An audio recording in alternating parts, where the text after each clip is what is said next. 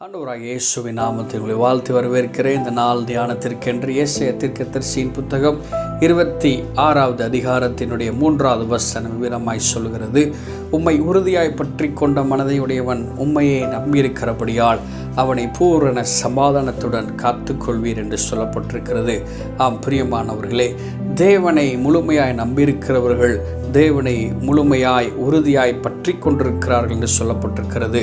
நம்முடைய வாழ்க்கையில் நாம் தேவனை நேசிக்கிறோம், தேவனை தேடுகிறோம், தேவனுக்காக சில காரியங்களை நாம் செய்கிறோம்.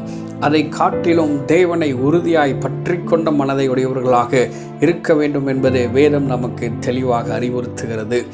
வேதத்தில் தேவனை உறுதியாய் பற்றி கொண்டு அவருடைய பாதத்தை பிடித்தவர்களுடைய வாழ்க்கையில் அநேக அற்புதங்களையும் அவருடைய வாழ்க்கையில் அநேக உயர்வுகளையும் நடந்ததை வேதாகமம் நமக்கு தெளிவாக எடுத்துரைக்கிறதை பார்க்க முடிகிறது.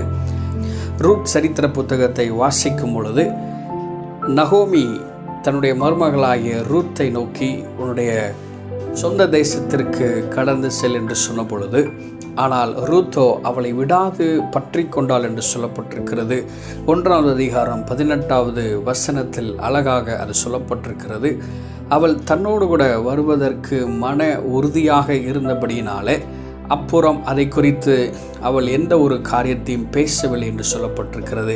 ஆம் பிரியமானவர்களே, ரூத் நகோமியை பார்த்து சொல்கிறாள், உம்முடைய தேவன் என்னுடைய தேவன், உம்முடைய ஜனம் என்னுடைய ஜனம் என்று சொல்லி அவள் உறுதியாக பற்றி கொண்டு தேவனை தேடுவதற்கு தன்னை ஒருமுகப்படுத்தி வந்தபடியினாலே தேவனாகிய கர்த்தர் அவள் எந்த வயல்வெளிக்கு வேலைக்கு சென்று கதிர் பொறுக்கினாலோ அதே வயல்வெளியை அவளுக்கு சொந்தமாக்கும்படியாக ஒரு சுதந்திரத்தையும் கர்த்தர் ஏற்படுத்தி கொடுத்தார் என்று வாசிக்கிறோம்.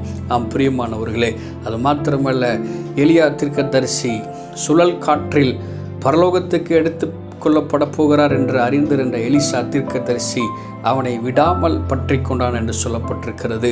1 முறை 2 முறை அல்ல, 3 முறை எலியா தீர்க்கதரிசி சொன்ன பிற்பாடும் நான் உம்மை விடுகிறதில்லை என்று ஜீவனை கொண்டு சொல்லுகிறேன் என்று சொல்லி அவனை பின்தொடர்ந்தான் என்று சொல்லப்பட்டிருக்கிறது.